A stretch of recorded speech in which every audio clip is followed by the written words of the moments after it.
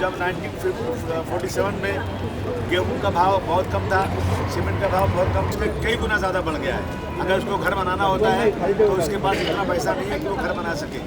दिन रात काम करते खेत में। मैं समझता हूँ सीरियस नहीं है। आज बड़े बड़े शहरों में रहने वाले लोग, बड़ी बड़ी बिल्डिंगों में रहने वाले लोग, अगर वो सोचें अगर एक किसान अनाज। देखिए, ऐसा है कि चाहे पार्लियामेंट हो, चाहे असेंबली हो, जब भी शुरू होती है किसानों के बारे में बहुत चर्चा होती है। हमारा देश किसान प्रधान देश है। हम लोग मैं यूपी का रहने वाला हूँ। हम सब किसान फैमिली से हैं, लेकिन किसानों की हालत इतनी बदहाल है कि लोग गांव छोड़कर शहर की तरफ भाग रहे हैं। किसान अपने खेत में काम करता है, उसको मजदूरी, दिन की मजदूरी भी उसको नहीं मिल पा रही है।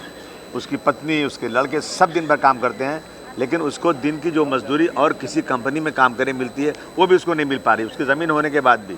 और सरकारें जो है बड़ी बड़ी बातें करती हैं। आज आप यूएसए में जाके देखिए, दूसरे मुल्कों में किसानों को सहूलत दी गई है, किसानों की सब्सिडी बहुत ज़्यादा दी जाती है। हमारे यहाँ सब्सिडी भी नहीं मिल रही है।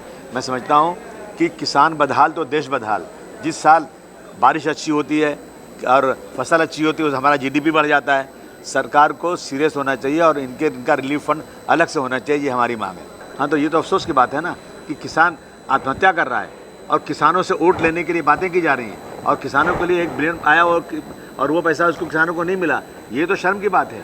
और महाराष्ट्र जो है इस देश की आर्थिक राजधानी है, और यहाँ पे सबसे ज़्यादा किसानों को आत्महत्या हो रही है। अभी जब चर्चा होगी तो अपोजिशन खूब चिल्लाएगी और सत्ता पक्ष बोलेगी हम ये मदद कर रहे हैं, लेकिन जब ज़मीन पर देखेंगे तो आत्महत्या और बढ़ती जा रही है। हमें सब कुछ नहीं मालूम। हमें मालूम है कि ज़मीन पर हमें देखना है कि किसान की आत्महत्या रुकी या ख़त्म बढ़ती जा रही है। सारी बातें करने के बाद भी उसकी आत्महत्या नहीं रुक रही है, इसलिए कि उसके पास खाने को पैसे नहीं, उसके बच्चों को पढ़ाने के पैसे नहीं है, उसके बाप के इलाज के लिए पैसे नहीं है, और उसको मजदूरी नहीं मिल रही है।